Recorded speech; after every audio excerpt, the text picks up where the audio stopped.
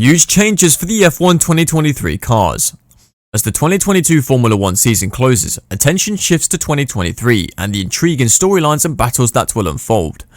After one of the most significant changes to technical regulations in F1 history, next season will be greeted with a sense of stability, but that hasn't stopped plenty of changes elsewhere from making the upcoming campaign stand out. There are some big changes expected within the cars as well. Will Red Bull still be a favourite, or will Ferrari or Mercedes come back at the top? Stick to the end of the video to find out. If you are new here, just click on the subscribe button and press the bell icon to get instant notifications of latest videos. So, without further ado, let's get straight into this. The main changes for the 2023 F1 season concern the car's floor and aim to eliminate porpoising once and for all. The FIA claimed that safety was the primary motivator for these changes, but several teams challenged this claim. The parties have since agreed, and the World Motorsports Council has approved the rule changes. Red Bull Racing's Max Verstappen and Sergio Perez remain unchanged for the third consecutive season, while Mercedes' Lewis Hamilton and George Russell remain unchanged, as do Ferrari's Charles Leclerc and Carlos Sainz. Following Sebastian Vettel's retirement at the end of 2022, Fernando Alonso shocked the racing world by joining Lance Stroll at Aston Martin, leaving a vacancy at Alpine.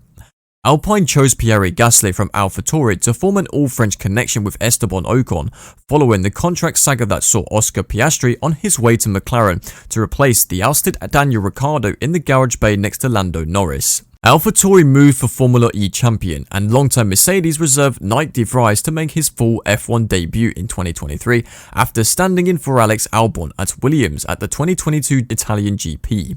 De Vries joins Yuki Tsunoda, who has been retained. Williams has retained Albon and is set to replace Nicholas Latifi with rookie Logan Sargent, but the Formula 2 racer still needs to earn enough FIA Super License points to join the F1 grid in 2023. Haas has brought in Nico Hülkenberg to replace Mick Schumacher alongside Kevin Magnussen. Alfa Romeo retains the same lineup for Valtteri Bottas and Zhou Guanyu, despite being the only team to make a significant change in 2022.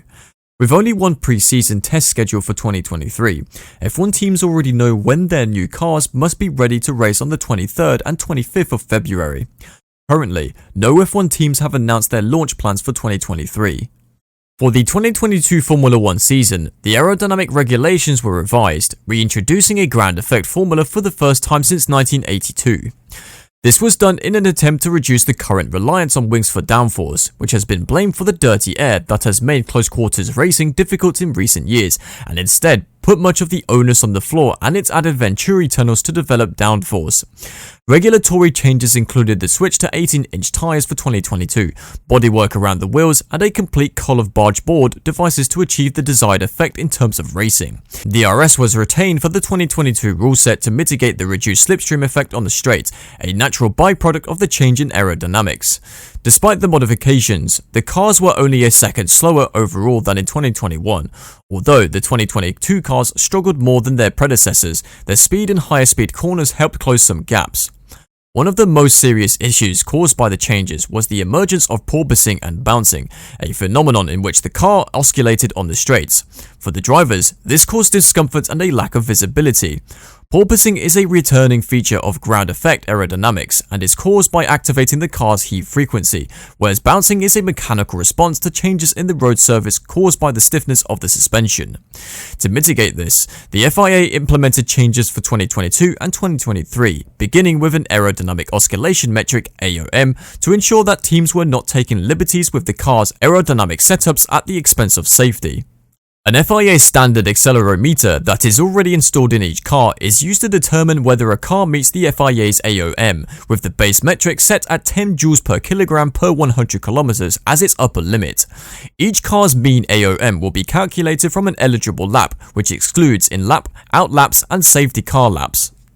The FIA has the authority to disqualify the driver of a car that exceeds that metric, but teams have three ball-out options. F1 will hold its largest ever calendar in 2023, with 24 races scheduled for the season, up from 22 races in 2022, which was initially scheduled to be 23 races before the Russian GP was cancelled. The Chinese Grand Prix and the Qatar Grand Prix have returned to the calendar after being absent due to COVID-19 restrictions in China and the FIFA World Cup in Qatar, respectively, as well as an all-new edition of the Las Vegas Grand Prix. While F1 has previously raced in Las Vegas at Caesars Palace in 1981-82, the new purpose-built Las Vegas complex will see the series race around the city's most iconic landmarks. The Azerbaijan Grand Prix has been moved to early spring from June, and the Belgium Grand Prix has been moved to before the August summer break to avoid a triple header with the Dutch and Italian rounds after the summer break. There will also be 6 sprint races in 2023, up from 3 in the previous 2 seasons, though it is unknown which events will host the new race format. The ground effect floor specification for 2023 will be raised by 15mm to reduce the number of teams running their cars as low as possible and risking safety concerns caused by vertical oscillations. This was initially proposed as a 25mm rise, but team pushback has reduced the overall change in floor edge height. This includes more stringent flex tests to ensure that teams are not using floor elasticity to run the edges closer to the ground and raise the diffuser throat height to reduce aero sensitivity under the car. Following Joe Gournier's crash at the British Grand Prix in 2022, the roll hoop regulations were revised to improve strength and reduce the possibility of the roll hoop digging into the ground. To counteract this possibility, the top of the roll hoop must be rounded, and homologation tests will be modified to include a minimum loading point and a horizontal test to ensure the roll hoop does not rip away. Each car will also have larger mirrors to improve rear visibility, which some teams have already tested in practice sessions. These will be increased in size from 150mm x 50mm to 200mm x 60mm. There will also be 6 sprint races in 2023, up from 3 in the previous 2 seasons, though which events will host the shorter race format is currently unknown. The cost cap is expected to fall down to around $135 million in 2023, when there was a cap of $142.4 million allowed in 2022, after the initial $140 million figure was increased to account for inflation. Red Bull went above their cap and overspent around $2 million to have exceeded the $145 million cost cap beginning in 2021. That resulted in a $7 million fine and a 10% reduction in aerodynamic testing. F1 has implemented a sliding scale for wind tunnel and CFD testing time, which reduces the amount of testing allowed based on a team's championship position in 2021. The base figures provided allow a team to complete 320 wind tunnel runs, 80 hours of wind on time, and spend a total of 400 hours in the wind tunnel during one aerodynamic testing period, ATP, of which there are 6 in a season. The percentage values are applied based on where each team finishes. Finishing first in the constructors' standings results in a 70% multiplier, which means a team's time in the wind tunnel is reduced, while finishing 10th results in a 115% multiplier, which means they have more time available. CFD terms operate on the same principles. Wind tunnel runs are defined as any defined period of rising and falling airspeed above and below 5 meters per second. Wind on time refers to how long a team can run with a wind speed greater than 50 meters per second. The FIA defines wind tunnel occupancy as the first shift of occupancy will be deemed to commence the first time the wind tunnel airspeed is above 5 meters per second on a given calendar day, and will end at a time declared by the competitor when the wind tunnel airspeed falls below 5 meters per second. Geometries are discrete models that are used in a computational fluid dynamics simulation. Any modification to an existing model or the application of new geometries will consume the appropriate amount from the allocation. The CFD solving limits are defined as a function of simulation time in seconds, number of cores used, and processing power in gigahertz. The unit mega allocation unit hours is assigned to this.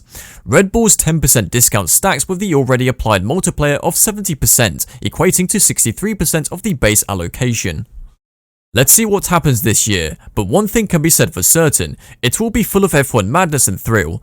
You guys are all truly amazing, and I appreciate every last one of you watching. I mean that, and I hope that you have a beautiful rest of your day.